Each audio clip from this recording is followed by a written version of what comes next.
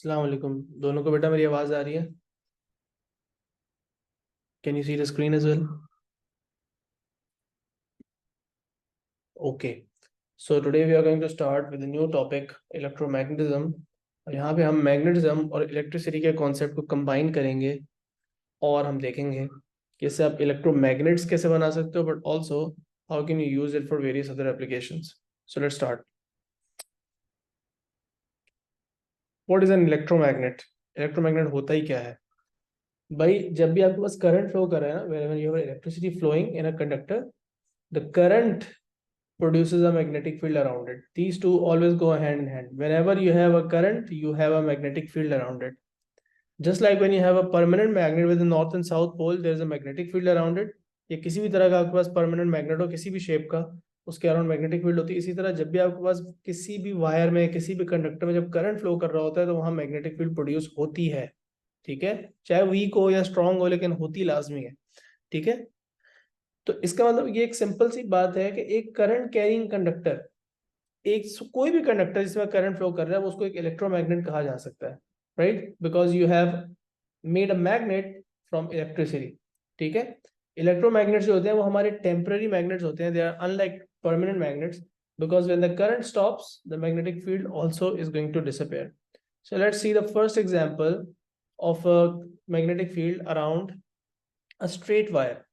अगर आपके पास सीधी वायर हो और उसमें करंट जा रहा हो, तो उसके अराउंड मैग्नेटिक फील्ड कैसी होती है? So you need to remember all the shapes of the magnetic field, all the directions, all the rules that are being discussed. Okay, ये जो पहला आपने शेप पता पढ़ने जा रहे हो, वो आप ये देख रहे हो कि एक स्ट्रेट वायर के अराउंड इस तरह सर्कल्स में, कॉन्सेंट्रिक सर्कल्स में मैग्नेटिक फील्ड होती है। ठीक है, यू कैन सी कि इस वायर में करंट ए से टुवर्ड्स ए जा रहा है, बी से ए ऊपर की तरफ करंट जा रहा है, तो उसके अराउंड हमने फ्लैट सर्कल्स ड्रॉ कर दिया अराउंड द वायर। ठीक है, अब इस बात को देखो कि इस, आपने ये बात ऑलरेडी पढ़ी हुई है कि मैग्नेटिक फील्ड लाइंस हो या इलेक्ट्रिक फील्ड लाइंस हो, कोई सी भी फील्ड लाइंस हो, फील्ड लाइंस के बीच में अगर स्पेसिंग इंक्रीज हो रही हो, तो इसका मतलब ये शो हो रहा होता है कि फील्ड लाइंस जो है, वो फील्ड जो है वो एक उसकी स्ट्रेंथ चेंज हो रही है। सो यू कैन सी कि the lines are closer together when we are closer to the wire, but as we go away from the wire, you can see कि सेकंड और थर्ड लाइन जो है उसका distance ज्यादा है। अब जो फोर्थ लाइन होगी उसका डिस्टेंस और ज्यादा होगा। तो ये क्या शो कर रहा है कि when as you are going away from the wire, the field is going to become weaker। तो यहाँ पे फील्ड स्ट्रॉन्ग है, यहाँ पे फील्ड वीक है। अगर आप एक और लाइन ऐड करोगे तो उसका सर्कल का जो डिस्टेंस है वो और ज्यादा बड़ा होगा, ताकि पता लगे कि फील्ड और ज्यादा वीक है। ऑलराइट, सो फील्ड की शेप हो गई याद, सर्कल्स अराउंड द वायर। और ये याद हो गया कि सर्कल्स आपने ऐसे बनाने हैं कि उनका बराबर बराबर डिस्टेंस नहीं बनाना। इस बात को ध्यान में रखना है कि जब भी आप वायर के अराउंड सर्कल बनाओगे, तो each circle must have a larger distance than the previous two circles. ज्यादा बड़ा डिस्टेंस होना चाहिए, डिस्टेंस आपने गैप बढ़ाता जाना है लाइंस के बीच में। अब इसके ऊपर आप देख रहे हो कि वायर के करंट की डायरेक्शन के बाद मैग्नेटिक फील्ड की भी डायरेक्शन जो है वो बताई गई हुई है। And here the magnetic field is kind of anti clockwise, if you can say. तो ये जो मैग्नेटिक फील्ड की डायरेक्शन है, इसको डिसाइड करने के लिए आप right hand grip rule use करोगे। So in right hand grip rule के अंदर आपने क्या करना है कि अपना पहली बात तो राइट हैंड यूज करना है। And using your right hand you are going to grab this wire, this piece of wire as shown over here. So इस वायर को आप ग्रिप करोगे, राइट हैंड से इस वायर को ग्रिप करोगे, और you will be curling your fingers around the wire and pointing your thumb in the direction where the current is flowing. So अगर आपको करंट की डायरेक्शन पता है तो आपका थंब अपवर्ड्स पॉइंट करेगा। अगर यही करंट डाउनवर्ड्स आ रहा होता वायर में, तो आपका थंब डाउनवर्ड्स पॉइंट कर रहा होता and the fingers would have curled the other way. Now you can see that the fingers are curling in this direction. Your fingers are closing in this direction. So this will be the direction of the magnetic field lines. Okay? ये आपको यहाँ पे भी नजर आ रही है, same वही field यहाँ पे बनी। सो क्या करना है, वायर को ग्रैब करना है, वायर को ग्रिप करना है with your right hand, such that the thumb points in the direction where the current is going. अभी करंट अप जा रहा है तो थंब भी इस डायरेक्शन में जा रहा है। अगर करंट डाउन जा रहा होता तो थंब भी डाउनवर्ड जाता, और फिर फील्ड क्या हो जाती? फील्ड फिर आपकी क्लॉकवाइज हो जाती, इस तरह हो जाती फील्ड। अब हम ये देखते हैं कि आपके पास अगर आपने वायर को 2D में बनाना हो, वायर का क्रॉस सेक्शनल एरिया बनाना हो, तो आप उसको 2D में कैसे बनाते हो? देखो बेटा, ये एक प्लेन व्यू है, राइट? ये एक प्लेन है सिंपल सा, और you can say this is a simple cardboard, ठीक है? If you are viewing the wire from over here, if you're viewing the wire from point A, then the current is basically coming towards you. तो अगर आप A पे बैठे हो तो आपको ये वायर का क्रॉस सेक्शनल एरिया नजर आ रहा है, और करंट जो है वो आपके लिए आउट ऑफ द पेपर आ रहा है, it's coming towards you because this is where you are viewing the current from. ये आपकी आई मैंने यहाँ पे बनाई है। तो जब भी करंट आप टूवर्ड्स योर सेल्फ बनाते हो वायर के अंदर, तो याद रखो उसको कैसे शो करते हैं, एक सर्कल बनाते हैं वायर का और उसके अंदर डॉट शो करते हैं। The circle and the dot represents that the current is coming out of the paper, ठीक है? तो अब आप इसी क्रॉस सेक्शनल एरिया के साथ इस ये जो क्रॉस सेक्शन है वायर का, इस पे आप right hand grip rule apply कर सकते हो। You are going to grip the wire and point the thumb towards your face. अपनी तरफ फिंगर को पॉइंट, अपनी तरफ जो है वो थंब को पॉइंट करोगे। जब अपनी तरफ थंब को पॉइंट करोगे तो आपके फिंगर्स जो है वो इस डायरेक्शन में क्लोज हो रही होंगी, कर्ल हो रही होंगी। So what you will get is an anti clockwise magnetic field. ये हम 2D में देख रहे हैं, इसी वायर को 2D में देख रहे हैं। यहां से अगर हमें ये फ्लैट सर्कल्स नजर आ रहे होते, अब अगर इसी वायर को आप पॉइंट बी से देख रहे होते, आप अगर इसी वायर को पॉइंट बी से देख रहे होते तो क्या होता? अब करंट जा रहा है ऊपर की तरफ, so for you the current is going away from you, और you can say into the paper for you. आपसे दूर जा रहा है तो पेज के अंदर जा रहा है। तो आप वायर का जब क्रॉस सेक्शन बनाते हो तो उसके अंदर क्रॉस बनाते हो। क्रॉस बनाने का मतलब ये है कि करंट आपसे अवे जा रहा है और इनटू द पेज जा रहा है। अगर आप डॉट बनाओगे तो इसका मतलब current out of the page आ रहा है टुवर्ड्स यू। अगर आप क्रॉस बनाओगे तो इसका मतलब है कि करंट आपसे अवे जा रहा है into the paper. And if you do it into the paper, then you are going to point your thumb towards the screen in this case, or towards the page, and then you are going to grip, close the grip of your fingers. तो जब fingers की grip close करोगे तो आपके पास इस तरह clockwise circles बन रहे हैं। दोबारा से मैं रिमाइंड करवा दूं कि ये जो गैप्स हैं, they keep increasing. If you make a fourth circle, the gap will be more. Fifth circle gap will be even more. Gap बढ़ाने का मकसद ये है कि हम ये शो कर रहे हैं कि जैसे जैसे वायर से आप दूर जा रहे हैं तो फील्ड की डायरेक्शन, सॉरी फील्ड की स्ट्रेंथ भी कम होती जा रही है। Now another thing that will be asked very commonly about this type of magnetic field is कि ये जो magnetic field है इसको strong कैसे किया जा सकता है? How can you increase the strength of the magnetic field? Magnetic field को फर्दर कैसे स्ट्रॉन्ग किया जा सकता है around the wire? Well, simple तरीका है, करंट की वैल्यू बढ़ा दें। अगर इस वायर में 2 एम्पेयर का करंट जा रहा है तो करंट को बढ़ा दें, 5 ampere, 6 ampere, 10 ampere, what ever the current you increase. जितना ज्यादा टाइम्स करंट को इंक्रीज करोगे उतना ज्यादा टाइम मैग्नेटिक फील्ड स्ट्रॉन्ग होती जाएगी एट एवरी पॉइंट, ठीक है? What happens if you reverse the direction of the current? Well, you also reverse the direction of the field. तो सिंपल सी बात है, हमने अभी पढ़ ली। एक करंट जब फ्लो कर रहा होता है तो उसके अराउंड मैग्नेटिक फील्ड होती है। स्ट्रेट अगर करंट फ्लो कर रहा है वायर में तो मैग्नेटिक फील्ड सर्कल्स में होगी। मैं उसकी जो आप लाइंस हैं वो ज्यादा गैप से बनाते जाओगे ताकि स्ट्रेंथ डिक्रीज हो। करंट रिवर्स करने से मैग्नेटिक फील्ड भी रिवर्स हो जाती है, करंट इंक्रीज करने से मैग्नेटिक फील्ड भी स्ट्रांग हो जाती है। राइट हैंड ग्रिप रूल से आप मैग्नेटिक फील्ड की डायरेक्शन, लाइंस की डायरेक्शन फिगर आउट करते हो। ये हमने सारी बातें अभी पढ़ ली। सो एग्जाम में एक बहुत कॉमन क्वेश्चन आता है where they will make a wire and place a cardboard around it, ठीक है? They will make a wire, they will place a cardboard around it and they will ask you to make the compass needle. Compass की needle क्या करती है बेटा? एक जो compass होता है मैग्नेटिक कंपस, उसकी फील्ड नीडल की डायरेक्शन बता देते हैं, उसके मैग्नेटिक टेंजेंट की। लाइन की डायरेक्शन बता देती है आपको। Simply put, magnetic field line की डायरेक्शन बता देती है। अब मैंने इस वायर के अंदर करंट शो किया है और पूछा कि इधर कंपास नीडल रखूंगा तो क्या, कहाँ पॉइंट कर रहा होगी? इधर रखूंगा कंपास नीडल कहाँ पॉइंट कर रही होगी? इधर रखा होगा तो क्या पॉइंट कर रही होगी? और अगर करंट नीचे होगा तो यहाँ, यहाँ और यहाँ अगेन नीडल्स की क्या डायरेक्शन होगी? सो सबसे पहले तो राइट हैंड ग्रिप रूल यहाँ पे अप्लाई करो और मुझे बताओ कि फील्ड लाइंस जो है सर्कल में अगर जाएंगी तो वो यूं जाएंगी, ये फील्ड लाइन सर्कल में जाएंगी या यूं जाएंगी? सर एंटी क्लॉक पर जाएंगी पहले वाले में। बिल्कुल, आपका थंब ऊपर की तरफ पॉइंट करेगा, so your fingers are going to close anti clockwise. Now सोचो समझो आराम से, मुझे चैट में सब लोग खामोशी से जवाब दो कि ये वाला जो एरो है इसके अंदर जो नीडल है वो किस डायरेक्शन में पॉइंट करेगा? मुझे चैट में जवाब चाहिए सबसे इंडिविजुअली। ये वाला मैग्नेटिक, ये वाला कंपस की जो नीडल है वो किस डायरेक्शन में पॉइंट कर रही है? याद रखो, नीडल सिर्फ मैग्नेटिक फील्ड लाइन की डायरेक्शन को फॉलो करती है। तो यहाँ पे मैग्नेटिक फील्ड लाइन कैसे बन रही है उसको देखो, और उस जगह पे फिर नीडल किस जगह पे पॉइंट करेगी, सिंपली ये देखो। सो हमारा, can you tell me in the chat क्या जवाब होगा? इसका जो नीडल है वो कहाँ पॉइंट करेगा? Very good. तो जवाब बिल्कुल सही दिया, दो लोगों ने जवाब दिया है। ओके, एक जवाब गलत भी आया है, और तो गौर से देख लो। देखो बेटा, ये है आपकी मैग्नेटिक फील्ड लाइन, और इसकी डायरेक्शन क्या है? As we just discuss, clockwise direction है। राइट हैंड ग्रिप रूल हम लगा रहे हैं। इस तरह की फील्ड लाइंस बनेंगी क्योंकि करंट अपवर्ड जा रहा है, थंब मेरा अपवर्ड्स पॉइंट करेगा। तो भाई यहां से जब ये सर्कल गुजरेगा तो इसकी डायरेक्शन मैग्नेटिक फील्ड की यहाँ पे यू है ना, तो मेरा जो नीडल होगा वो किस डायरेक्शन में पॉइंट करेगी? सिंपली इस डायरेक्शन में पॉइंट करेगी।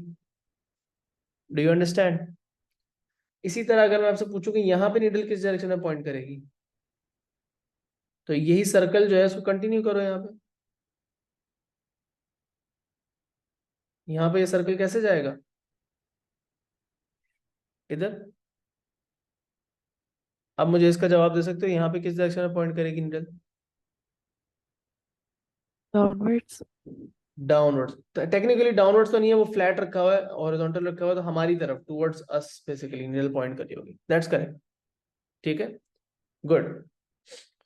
तो बेसिकली ये सर्कल जो है उसको ये नीडल्स फॉलो कर रही हैं, और कुछ भी नहीं है। सो यहाँ पे कोई साउथ और नॉर्थ तो है नहीं, यहाँ पे there is no north and south ऐसा। एक फ्लैट कार्डबोर्ड रखा हुआ है बिल्कुल हॉरिजॉन्टली, उसके ऊपर हम ये डिफरेंट पॉइंट्स पे प्लेस कर रहे हैं कंपास को। Now let's do this for the other wire as well. दूसरी वायर में भी यही सर्कुलर मैग्नेटिक फील्ड बनेगी, लेकिन उसकी डायरेक्शन यूं होगी। तो यहाँ पे एरो कैसे बन जाएगा? यूं। यहाँ पे एरो कैसे बन जाएगा? यूं। और यहाँ पे एरो कैसे बन जाएगा? यूं। Because its head has to follow the clockwise circle. Do you understand? Is that clear? So hopefully सबको समझ में आ गई। बहुत कॉमन क्वेश्चन है कि कंपास के अंदर नीडल बना दे, इस तरह के क्वेश्चंस के अंदर पूछते हैं। अब हम एक और मैग्नेटिक फील्ड की शेप देखने लगे हैं, and this is for a magnetic field around a coil और अ सोलेनॉइड। कॉइल कहते हैं सिंपली जब आप वायर को एक सर्कुलर लूप में ले आओ, और उसी सर्कुलर लूप को अगर आप मल्टीपल टाइम्स एक लंबा सा कॉइल बना दो तो उस कॉइल को सोलेनॉइड कहते हैं।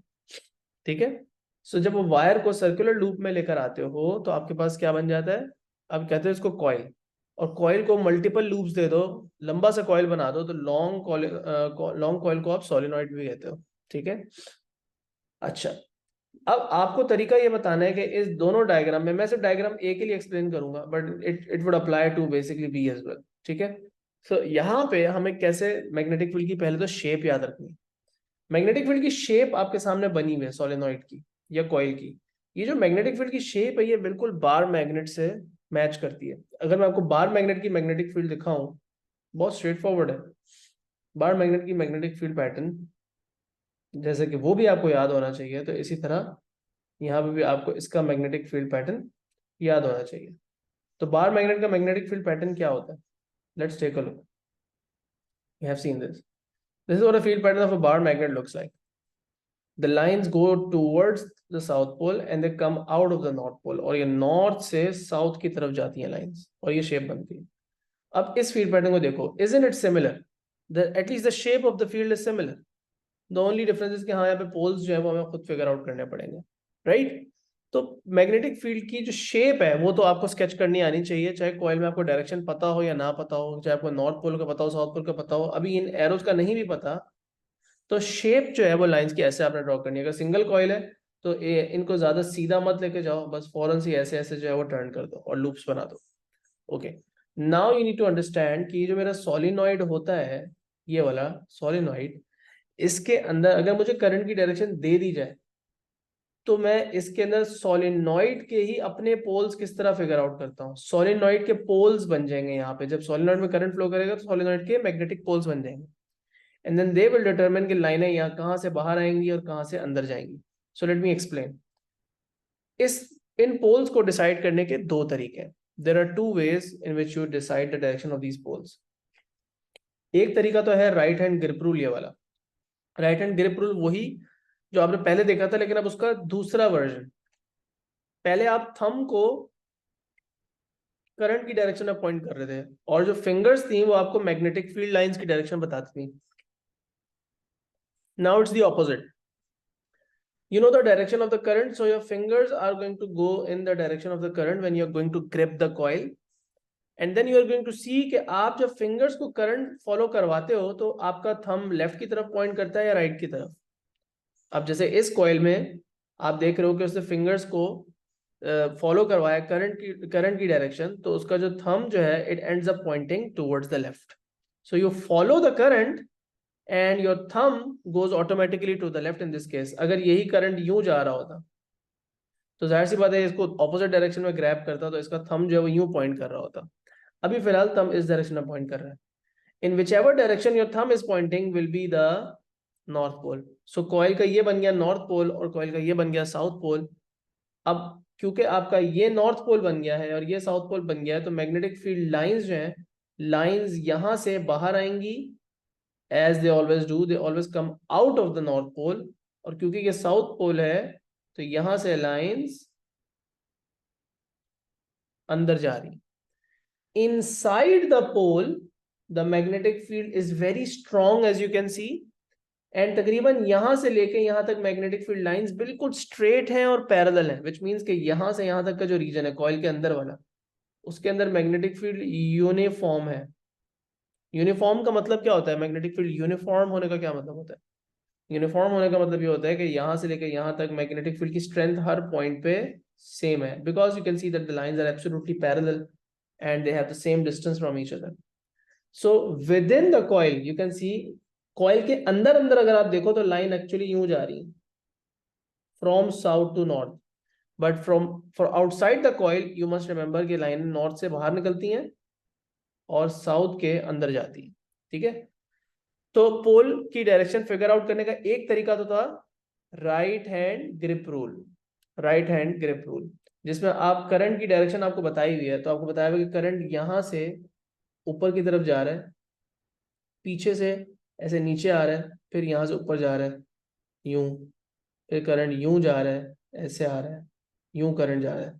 तो जब आप वायर को ग्रैब करते हो, करंट को फॉलो करते हो अपने फिंगर्स की कर्ल से, तो आपका थंब इस डायरेक्शन में पॉइंट करता है, तो ये वाली साइड नॉर्थ पोल बन जाती है. तो ये ऑटोमेटिकली साउथ पोल हो गई. यहाँ से लाइनें अंदर जा रही हैं, यहाँ से लाइनें बाहर आ रही हैं ऑटोमेटिकली. एक और दूसरा तरीका है मैग्नेटिक फील्ड के पैटर्न्स को, मैग्नेटिक फील्ड की डायरेक्शन को फिगर आउट करने का और इन पोल्स को फिगर आउट करने का. So now you have to think about your perspective.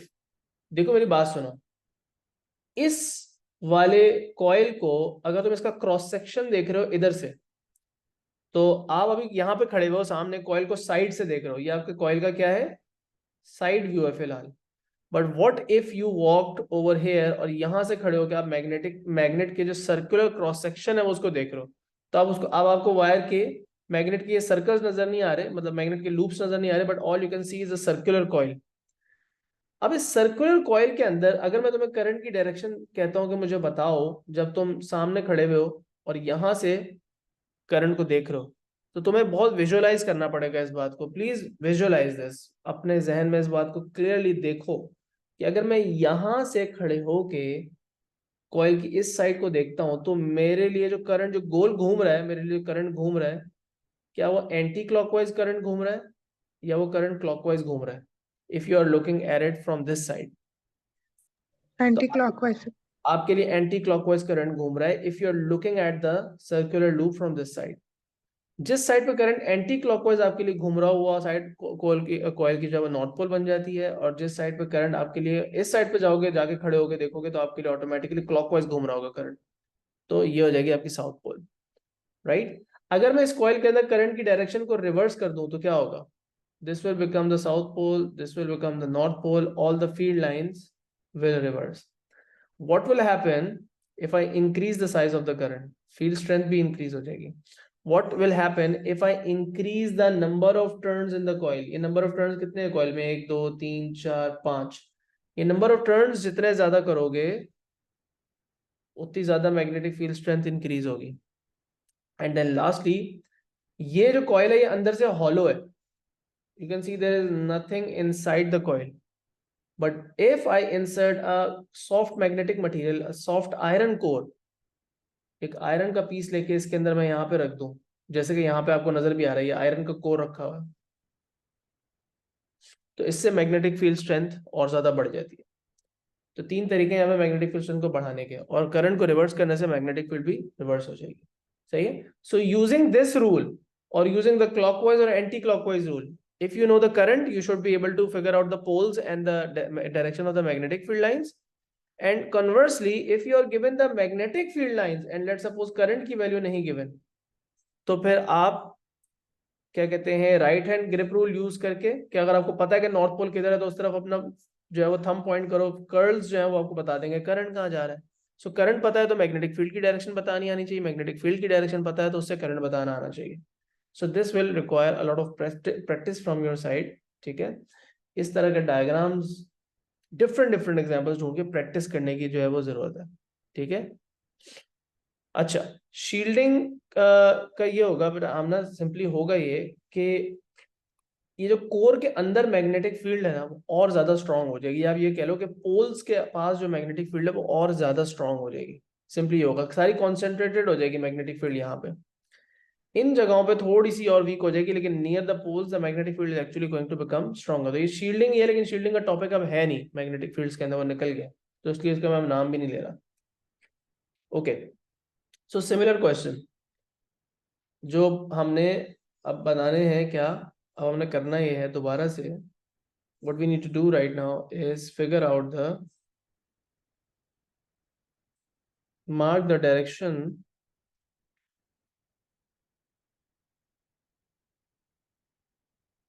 of poles। एक कॉइल बना के दिया हुआ है आपको, इस कॉइल के अंदर जो डॉटेड पार्ट है ना, डॉटेड पार्ट वो बैक साइड है, पिछली साइड है, वो जो सॉलिड साइड है वो फ्रंट वाली साइड है कॉइल की। तो ये कॉइल आपको बना के दिया हुआ है, कॉइल के अंदर करंट की डायरेक्शन आपको मार्क करके दी हुई है, और कॉइल के देखिए सवाल ये है कि यार यहाँ पे कंपास रखा हुआ है, यहाँ कंपास रखा हुआ है, यहाँ यहाँ यहाँ, इन कंपास के अंदर नीडल्स कैसे पॉइंट बनाएंगे, नीडल किधर पॉइंट कर रही होगी। तो करेंगे क्या, सबसे पहले या तो आप right hand grip rule apply कर लो, या फिर क्लॉकवाइज और एंटी क्लॉकवाइज वाला रूल अप्लाई कर लो। अगर right hand grip rule apply करते हैं तो आपका थंब किधर पॉइंट करता है, आपका thumb towards the left point करता है, टुवर्ड्स द राइट पॉइंट करता है। आपने अपने फिंगर्स को कर्ल करना है, इस कॉइल को ग्रिप करना है और फिंगर्स को कर्ल करना है। कैसे, किस तरह कर्ल हो रहा है, थंब राइट की तरफ जा रहा है या लेफ्ट की तरफ जा रहा है, प्लीज केयरफुली इसको देखना।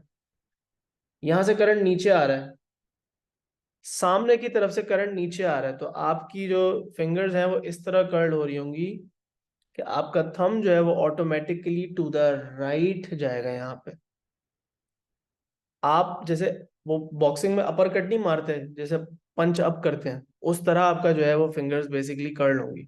ठीक है, सो your fingers will be closing, नीचे से ऊपर की तरफ जा रही होंगी पीछे से, और आगे की तरफ से फिंगर्स ऐसे यूं करके नीचे जा रही होंगी। तो ये आगे वाली साइड है वायर की, ये वाली सॉलिड वाला पार्ट, यहां में करंट जा रहा है नीचे। तो जब आपकी फिंगर्स यूं क्लोज होंगी, कौन सा arrow, are you talking about this arrow Amina? Yes, अभी ये बहुत बड़ी मिसकॉन्सेप्शन है, अच्छा हुआ आपने सवाल कर लिया। ये करंट की डायरेक्शन है, ये मतलब नहीं होता कि करंट यहां से निकल रहा है और करंट यहां से जा रहा है तो ये नॉर्थ हो गया साउथ हो गया, इसकी बात नहीं कर रहे। आपने करंट की कर्ल को देखना है, आपने करंट ऊपर से नीचे घूम किस तरफ रहा है उसको देखना है। ये नहीं देखना कि करंट एंटर कहां से और लीव कहां से कर रहा है, ये इररिलेवेंट, ये चीज अप्लाई नहीं होगी, ये मिसकॉन्सेप्शन है, ये बहुत ज्यादा बच्चे करते हैं, but you don't have to do this. So when you curl your fingers are going to curl in such a way that your thumb will end up pointing to the right. So इसका मतलब ये हुआ कि this is now the north pole of the coil and this is automatically the south pole of the coil. एक और तरीका इसको देखने का ये था कि अगर मैं कॉइल को यहां से देखूं, इधर से खड़े होकर देखूं, इस जगह पे चले जाऊं, तो मुझे इस वाले सर्कल में जो करंट घूमता हुआ नजर आएगा वो क्लॉकवाइज घूमता हुआ नजर आएगा। जिस साइड पे करंट क्लॉकवाइज घूमता हुआ नजर आता है वो साउथ पोल बन जाता है। यहां से अगर मैं खड़े होके इस सर्कल को देखूं तो करंट मुझे एंटी क्लॉकवाइज घूमता हुआ नजर आएगा। इस बंदे को जब ये फ्लैट ऑन इस सर्कल को देख रहा हो तो एंटी क्लॉकवाइज जिस साइड पे करंट घूम रहा होता है आपके लिए, वहां पे नॉर्थ पोल बन जाता है। तो दोनों रूल्स अप्लाई कर सकते हैं। Now you have the north pole and the south pole, what you have to do now is mark the direction of the needle in all of these compasses that are placed all around this, what do you call it, the coil. अब magnetic field का pattern आपको sketch करना आना चाहिए। In order to know कि यहाँ पे field pattern कहाँ जाएगा, आपको लाइन स्केच करनी आनी चाहिए मैग्नेटिक फील्ड की। मैग्नेटिक फील्ड की लाइंस का ये पैटर्न है, ये पैटर्न रफली वहां स्केच कर लो। किस तरह स्केच करोगे? Let me just try. For example मैं कुछ यूं इसको स्केच कर लूंगा। मैं कहूँगा यार एक तो बीच में से सीधी लाइन जा रही होगी यूं, और वो ऑब्वियसली यहाँ से यूं जा रही होगी। मैग्नेटिक फील्ड यहाँ से अंदर जा रही होगी, यहाँ से बाहर जा रही होगी या नहीं? इसी तरह यूं जा रही होगी लाइंस, और यहाँ से यूं जा रही होगी लाइन या नहीं, नॉर्थ से साउथ, राइट। एक लूप आपका यूं बनेगा, नॉर्थ से साउथ। कुछ लाइनें आपकी यूं जाती हैं, अंदर से पूरी जा रही होती है। मैं बहुत रफ बना रहा हूँ।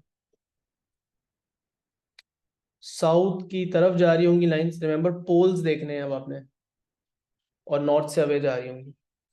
तो जब ये फील्ड पैटर्न बना, नाउ आई कैन रफली mark the direction of the needle in all of these compasses. यहाँ पे मैग्नेटिक फील्ड कहाँ जा रही है? मैग्नेटिक फील्ड की लाइन देखो, पिंक लाइन यूं जा रही है, तो यहाँ पे नीडल किधर पॉइंट करेगी? यूं पॉइंट करेगी। यहाँ पे नीडल कैसे पॉइंट करेगी? मैग्नेटिक फील्ड लाइन यूं जा रही है तो नीडल यूं पॉइंट करेगी। यहाँ पे नीडल रफली कुछ ऐसे जा रही है, यहाँ पे नीडल रफली कुछ यूं जा रही है, यहाँ पे रफली समथिंग लाइक दिस, यहाँ पे समवट लाइक दिस। यहाँ पे मैग्नेटिक फील्ड लाइन यहाँ से ऐसे जा रही है। सो इस जगह पे लाइन बिल्कुल हॉरिजॉन्टल और यूं जा रही होगी। इस जगह पे भी लाइन बिल्कुल इस तरफ जा रही है। Does that make sense now? तो इस तरह पॉइंट आपको जाहिर बात है बहुत सारे कंपासेस नहीं बना के दिए होंगे एग्जाम में, एक या दो बना के दिए होंगे, but the steps are the same. If you are given the current, you figure out the poles, you figure out the direction of the field lines, और फिर जिस जगह पे रखा हुआ है कंपास, उस जगह पे फील्ड लाइन कैसे गुजर रही है उसको फिगर आउट करके पोल अपने नीडल की डायरेक्शन मार्क कर दोगे। ओके, आगे चले। तो इस तरह के क्वेश्चन आपके पास आएंगे। Now we need to talk about a force that can act on a wire if the wire is passing through the magnetic field।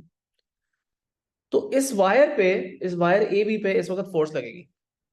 अब उस फोर्स लगने की वजह क्या है, कंडीशंस समझ में आनी चाहिए आपको। वायर में, वायर जो है वो पावर सप्लाई से कनेक्टेड है, तो वायर में क्या फ्लो कर रहा है? करंट फ्लो कर रहा है। whenever you have a current flowing in a wire,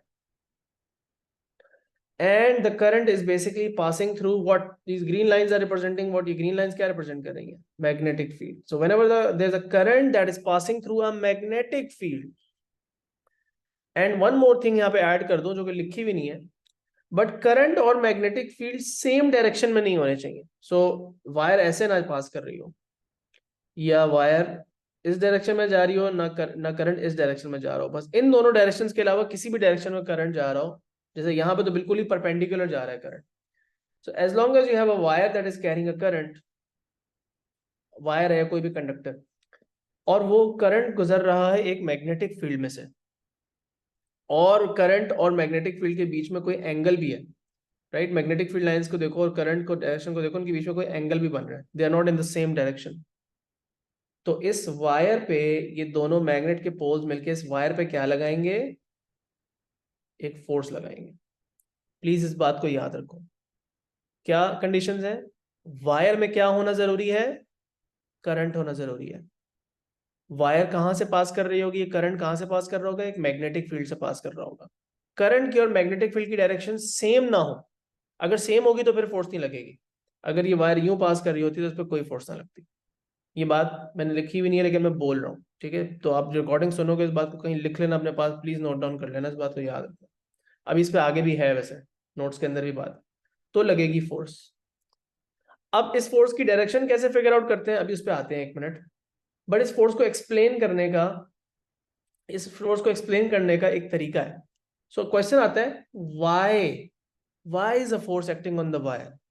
क्यों ये वायर, जब हम कहते हैं भाई यहाँ पे हम स्विच ऑन करते हैं, स्विच ऑन करते हैं तो वायर ऐसे नीचे की तरफ जंप मारती है, नीचे जर्क करती है, वायर हिलती है, whatever happens, but the thing is कि एक फोर्स लग रही है वायर पे। सवाल आता है why is there a force? तो आप बताओगे there is a current in the wire, and current का मैंने यहाँ पे वायर का क्रॉस सेक्शनल एरिया दिखाया है। तो वायर करंट जा रही है लेकिन into the page, let's suppose into the page जा रही है, आउट ऑफ द पेज जा रही है, जो भी। ये वायर के अराउंड मैंने क्या बनाया? Blue lines. ये वो वायर है, वायर के अराउंड प्रोड्यूस की गई उसकी मैग्नेटिक फील्ड लाइंस है। इस चैप्टर में आज हमने सबसे पहली चीज क्या पढ़ी थी, जब एक स्ट्रेट वायर होती है, स्ट्रेट वायर जब एक करंट लेके जा रही होती है तो उसके अराउंड सर्कुलर मैग्नेटिक फील्ड्स बनती हैं। सो ये वायर की अपनी मैग्नेटिक फील्ड है। These lines are the magnetic fields produced by the current, the wire itself, जो करंट कैरी कर रही है।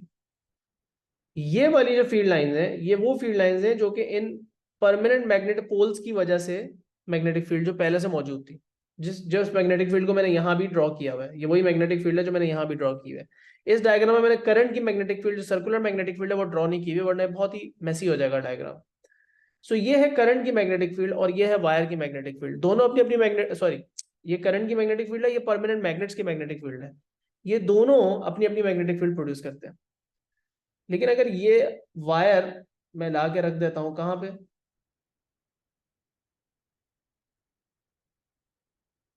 इसके बीच में, अब ये दोनों मैग्नेटिक फील्ड्स, वायर की मैग्नेटिक फील्ड और परमानेंट मैग्नेट्स की मैग्नेटिक फील्ड करती हैं ओवरलैप।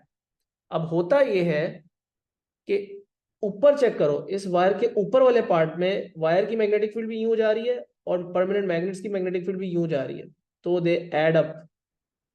ऊपर मैग्नेटिक फील्ड स्ट्रांग बनती है, ऊपर मैंने लाइनें इस तरह बनाई, ओवरऑल मैग्नेटिक फील्ड की शेप कुछ इस तरह की बन रही है above the wire in this particular case. अभी डायरेक्शंस आपने याद नहीं करनी, but you are trying to learn to apply कि अगर उल्टी डायरेक्शन भी होती तो आप खुद कैसे अप्लाई करते हैं। तो ऊपर मैंने क्यों डिसाइड किया कि स्ट्रॉन्ग मैग्नेटिक फील्ड है, क्योंकि वायर की लाइंस और परमानेंट मैग्नेट की magnetic field lines same direction में जा रही हैं, तो ऊपर स्ट्रॉन्ग मैग्नेटिक फील्ड है। लेकिन नीचे क्योंकि सर्कल घूम के इस तरफ जाता है और परमानेंट मैग्नेट्स की मैग्नेटिक फील्ड यूं जा रही है, तो obviously they cancel each other out and नीचे जो मैग्नेटिक फील्ड है वो वीक बनती है। मैंने लाइनें दूर दूर बनाई है। So the overall magnetic field that is now produced by the wire and the magnet looks like this, and due to this non-uniform magnetic field that is produced, the wire experiences a downward force. wire पे force downward क्यों लग रही है, क्योंकि strong से हमेशा weak side पे magnetic force लगती है वायर के ऊपर, तो वायर के ऊपर नीचे की तरफ फोर्स लगेगी। ठीक है, it is always from stronger to weaker magnetic field. तो अगर आपसे एक्सप्लेन करने का बोले 2 मार्क्स के लिए या 3 मार्क्स के लिए, why is there a force on the wire, तो आप बताओगे wire carries a current, the current has its own magnetic field, the wire is placed between 2 permanent magnets या between 2 magnetic poles which has their own magnetic field. The 2 magnetic fields interact, so there is a force. Simple. So there is a force. All right. तो ये दोनों individual magnetic field बनी हुई है और इनको combine करके ये जो मैग्नेटिक फील्ड बनेगी यहाँ बना दी और उससे डायरेक्शन निकालना सिखाई आपको। अब डायरेक्शन निकालने का जो दूसरा सबसे कॉमन तरीका है कि अगर आपको करंट की डायरेक्शन पता है और आपकी मैग्नेटिक फील्ड की डायरेक्शन पता है और आपको फोर्स की डायरेक्शन फिगर आउट करनी है, तो you do that with the Fleming's left hand rule. Fleming's left hand rule के लिए आपको कौन सा हैंड यूज करना है, लेफ्ट हैंड यूज करना है। हैंड को रखना किस तरह है, अपनी मिडिल फिंगर, अपनी इंडेक्स फिंगर और अपने थंब को आपने आउट स्ट्रेच करना है, and they must all be at 90 degrees to each other. Thumb और मिडिल फिंगर के बीच में एंगल कितना है इस वक्त, ये रेड लाइन और ग्रीन लाइन के बीच में एंगल कितना है, 90 का एंगल है। इंडेक्स फिंगर और मिडिल फिंगर के बीच में एंगल कितना है, 90 का एंगल। 90। और थंब और इंडेक्स फिंगर के बीच में एंगल भी कितना है, 90। All 3 90। Fingers must be mutually perpendicular. Each of these fingers represent one vector. यहाँ पे एक एक क्वांटिटी जो है वो तीनों चीजें रिप्रेजेंट कर रही है। आपका जो इंडेक्स फिंगर है वो मैग्नेटिक फील्ड लाइंस को फॉलो करता है। So if the magnetic field lines are going in this direction, तो आपकी इंडेक्स फिंगर नॉर्थ से साउथ पॉइंट करेगी हमेशा। या जिस डायरेक्शन में मैग्नेटिक फील्ड लाइंस जा रही हैं आपने बस उस डायरेक्शन में फिंगर्स को पॉइंट किया, इंडेक्स फिंगर को। तो आपने अपनी इंडेक्स फिंगर को नॉर्थ से साउथ पॉइंट कर लिया ऐसे करके। पूरा हैंड आपका स्टिफ रहेगा, आपके हैंड के अंदर इस तरह मूवमेंट नहीं होगी कि सब थंब जो है वो आगे पीछे फ्लिमजी मूव हो रहा है, मिडिल फिंगर मूव हो रही है, बाकी की दोनों फिंगर्स अपनी जगह पे रहेंगे। You have to move your pivot your hand from the wrist, so the entire hand, all 3 of these fingers move together. ये अगर हल्का सा हिलेगी तो ये सब भी साथ हिलने चाहिए, ये अगर हिलेगा तो ये सब पूरा हैंड साथ घूमना चाहिए। ऐसा नहीं हो कि एक फिंगर को आप हिला रहे हो राइट, और दूसरी फिंगर्स अपनी जगह पे रुकी हुई है, ऐसा नहीं करना, तीनों फिंगर्स को एक साथ मूव करना है। अभी मैं आपसे बहुत प्रैक्टिस करवाऊंगा इसकी इसी क्लास के अंदर, तो आपको ये पक्का हो जाना चाहिए। तो हम क्या कर रहे हैं, तीनों फिंगर्स को एक साथ मूव करेंगे। मैग्नेटिक फील्ड नॉर्थ से साउथ जाएगी, बिकॉज मैग्नेटिक फील्ड लाइंस होती है नॉर्थ से साउथ की तरफ।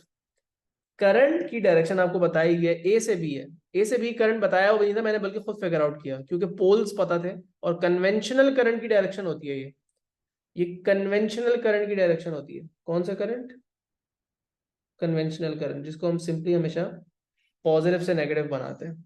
तो कन्वेंशनल करंट की डायरेक्शन यूं जा रही है, जो कि आपकी मिडिल फिंगर से आएगी। तो आपकी मिडिल फिंगर यहाँ पे इस डायग्राम के ऊपर रखोगे तो यूं पॉइंट कर रही होगी, तो मिडिल फिंगर यूं पॉइंट कर रही होगी, इंडेक्स फिंगर यूं पॉइंट कर रही होगी।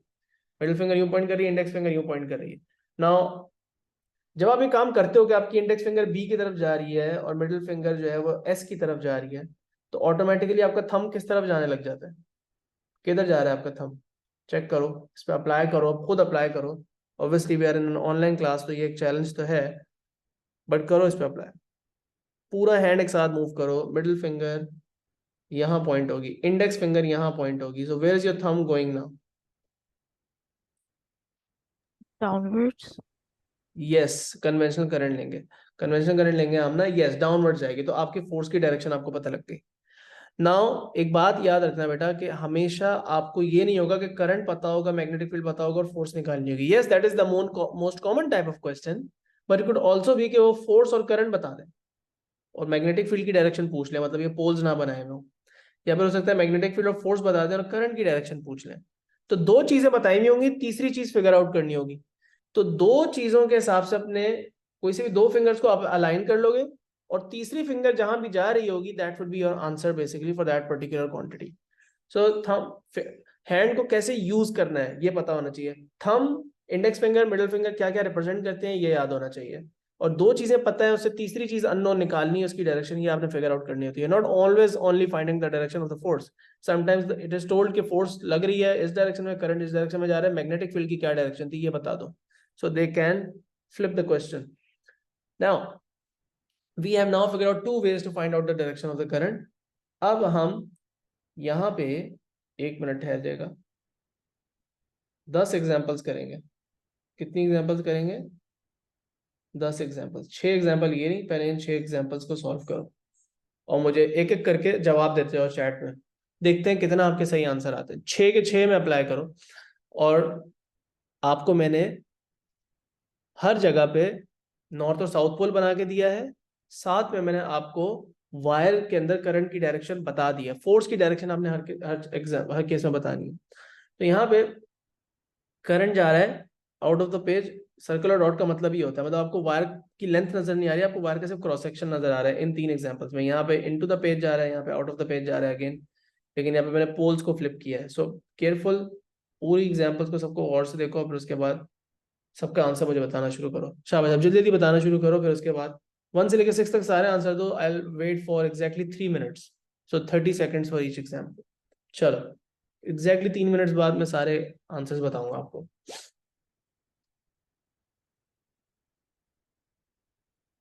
नंबर लिख के फिर आंसर लिखना, ठीक है?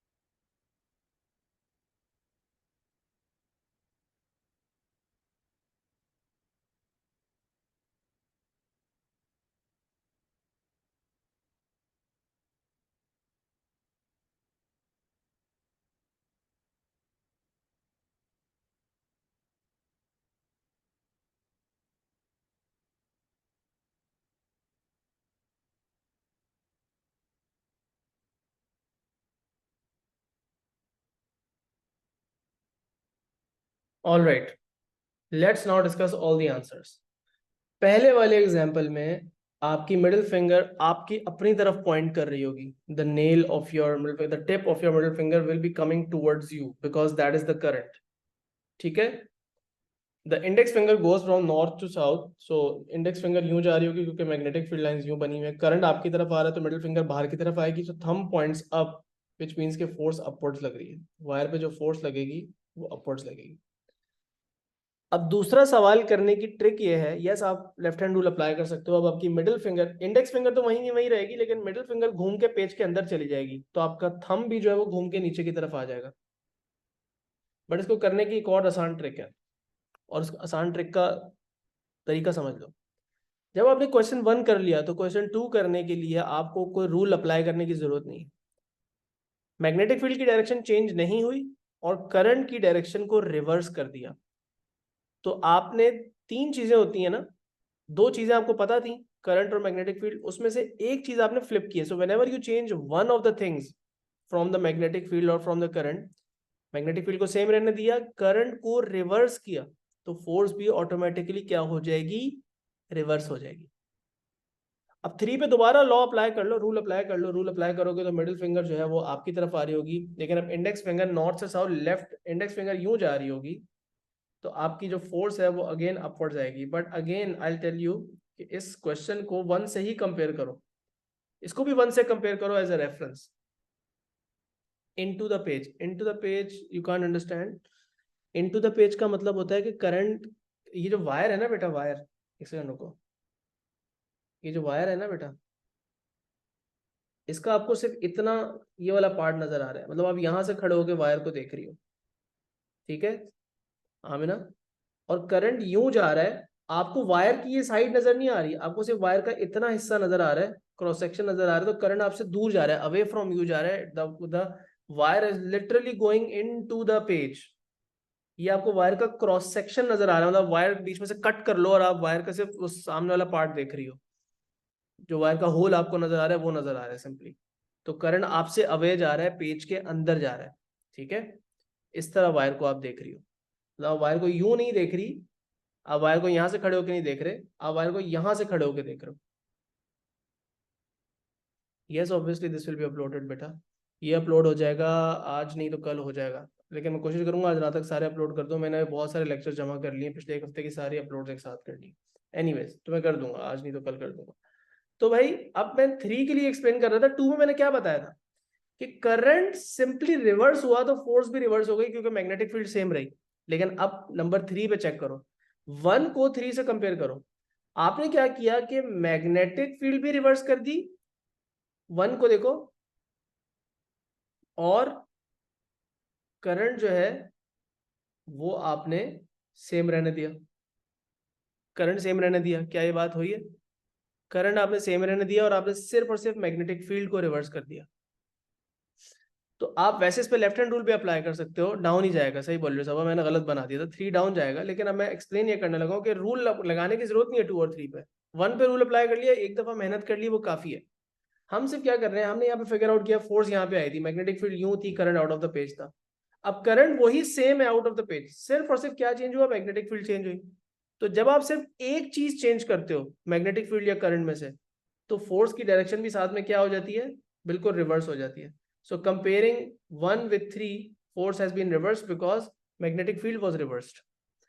बट अगर मैं मैग्नेटिक फील्ड और करंट दोनों को एक साथ रिवर्स कर दूं, तो यहां पे मैं करंट को भी इनटू द पेज कर दूं और इसको भी नॉर्थ साउथ को चेंज कर दूं, तो क्या आएगी फोर्स की डायरेक्शन, इसका जवाब मिल सकता है मुझे। तो क्या कर रहा हूं मैं, मैग्नेटिक फील्ड को भी रिवर्स कर रहा हूं और करंट को भी रिवर्स कर रहा हूं, करंट को भी इनटू द पेज कर रहा हूं, तो क्या होगा, क्योंकि मैंने दोनों चीजें रिवर्स की हैं, करंट भी और मैग्नेटिक फील्ड दोनों चीजें रिवर्स की हैं, तो फोर्स वहीं की वहीं रहेगी, फोर्स कोई फर्क नहीं पड़ेगा।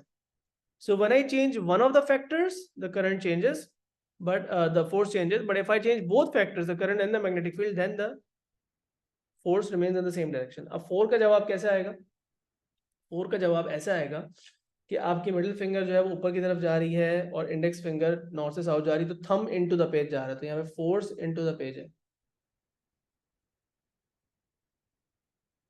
लिख के ही बता सकते हैं, एरो नहीं बना सकते फोर्स का। फोर्स इनटू द पेज है।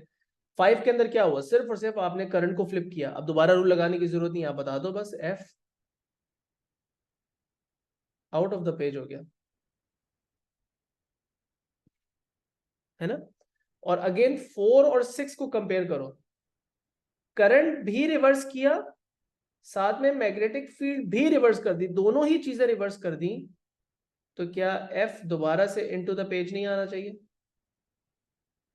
Obviously you can apply the rule again. आपकी मिडिल फिंगर नीचे जाएगी, magnetic field left to right जा रही है, तो आपका थंब इनटू द पेज जाएगा और आप अप्लाई करोगे, into the page he answer आएगा। बट मैंने 4 पे और 1 पे सिर्फ रूल अप्लाई किया, 5 और 6 के लिए सिर्फ 4 को एज अ रेफरेंस यूज कर लिया, और 2 और 3 के लिए 1 को एज अ रेफरेंस यूज कर लिया। अब एक और बात प्लीज याद रखना,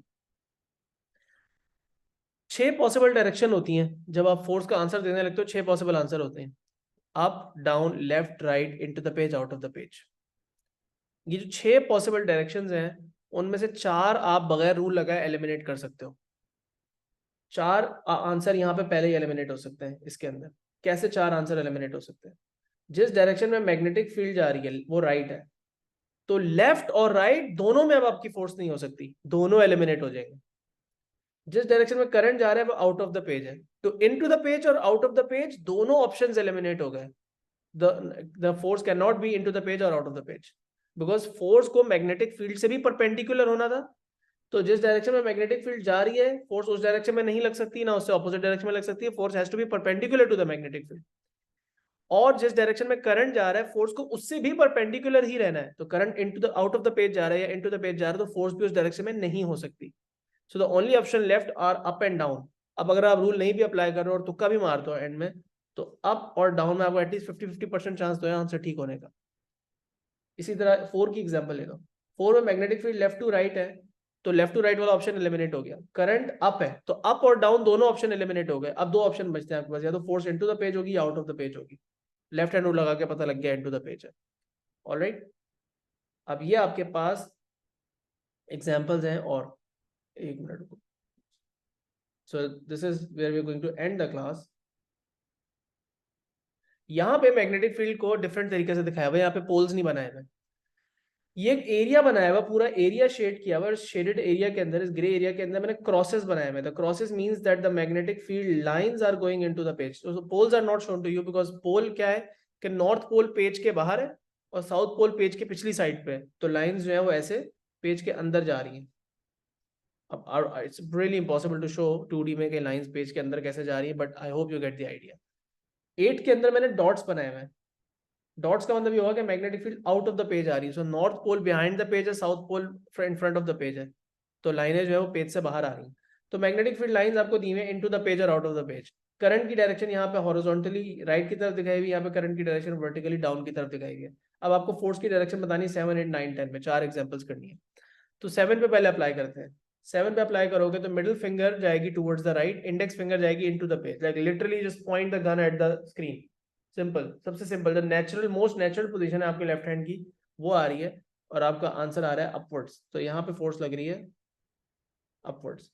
अब 7 को 8 से कंपेयर करने के लिए you don't need to apply the rule. क्या हुआ है, करंट तो सेम डायरेक्शन में रहा है, करंट सेम डायरेक्शन में रहा है, और सिंपली क्या हुआ है, मैग्नेटिक फील्ड रिवर्स हो गई है। क्योंकि मैग्नेटिक फील्ड रिवर्स हो गई है, सिर्फ एक चीज रिवर्स हुई है, तो फोर्स रिवर्स हो जाएगी। राइट, अब मैं सिर्फ 9 पे रूल लगाऊंगा और 10 पे ऑटोमेटिकली कर लूंगा। अब 9 पे अप्लाई करने के लिए मेरी मिडिल फिंगर जाएगी डाउनवर्ड्स, करंट जा रहा है into the page, so index finger into the page, middle finger downwards, मेरा thumb towards the right point कर रहा है, तो फोर्स की डायरेक्शन ये हो गई। और क्योंकि 10 के अंदर सेम वही सिचुएशन है 9 वाली, बस मैग्नेटिक फील्ड से रिवर्स हुई है, करंट को सेम रखा है, तो फोर्स टू द लेफ्ट आ जाएगी। आई होप आप लोगों को समझ में आ गई होंगी सारी चीजें। आखिरी चीज जो इसके अंदर हम करने लगे वो ये है कि देखो बेटा, ये है 2 मैग्नेट के पोल्स। ये ब्लू लाइंस क्या है, मैग्नेटिक फील्ड लाइंस है, जिनको मैंने बी से शो किया है। आई जो है वो आपका करंट है। देखो, जब तक करंट मैग्नेटिक फील्ड लाइंस से 90 डिग्री के एंगल पे जा रहे हैं ना, तो उसमें मैक्सिमम पॉसिबल फोर्स लगेगी। But if I start decreasing this angle, if I start changing this angle, anything other than 90, the force will reduce. अगर मैं वायर को ऐसे रखूंगा, फिर ऐसे, फिर ऐसे, फिर ऐसे, फोर्स की वैल्यू रिड्यूस होती जाएगी। और अगर वायर बिल्कुल मैग्नेटिक फील्ड की डायरेक्शन में चला जाए तब भी फोर्स नहीं लगेगी, और अगर वायर बिल्कुल मैग्नेटिक फील्ड से ऑपोजिट चला जाए तब भी फोर्स नहीं लगेगी। ये बात याद रखनी है। सो वायर और मैग्नेटिक फील्ड के बीच में कोई ना कोई डायरेक्शन का एंगल डिफरेंट होने चाहिए। सेम अगर एंगल पे या बिल्कुल ऑपोजिट एंगल पे होंगे तो फोर्स लगनी ही नहीं है। और अगर मैक्सिमम 90 डिग्री का एंगल है, परपेंडिकुलर है, तो मैक्सिमम फोर्स लगेगी। लास्ट थिंग, ये जो फोर्स लगती है वायर पे, ये 3 फैक्टर्स हैं जिससे आप फोर्स को बढ़ा सकते हो। फोर्स को ज्यादा, फोर्स की वैल्यू न्यूटन में जो फोर्स लग रही है 10 न्यूटन की, उसको 20 न्यूटन 100 न्यूटन का कैसे कर सकते हो। जितना बड़ा वायर में से करंट पास करेगा उतनी ज्यादा स्ट्रॉन्ग फोर्स लगेगी। Strength of the magnetic field, जितने स्ट्रॉन्गर मैग्नेट्स आप यूज करोगे, मैग्नेटिक पोल्स, उतनी ज्यादा बड़ी फोर्स लगेगी। और वायर की लेंथ इंक्रीज कर दें, that is passing through the magnetic field. What does that mean? ये जो वायर है इसकी इतनी लेंथ मैग्नेटिक फील्ड में से पास कर रही है। अगर ये मैग्नेटिक फील्ड थोड़ी सी और वाइड होती, अगर ये मैग्नेटिक फील्ड थोड़ी सी और चौड़ी होती, तो क्या होता, मतलब ये जो यहां से यहां तक की जो लेंथ है, ये भी एक फैक्टर है। फॉर्मूला आप लोग असल में एएस में ये वाला पढ़ोगे, बी आई एल।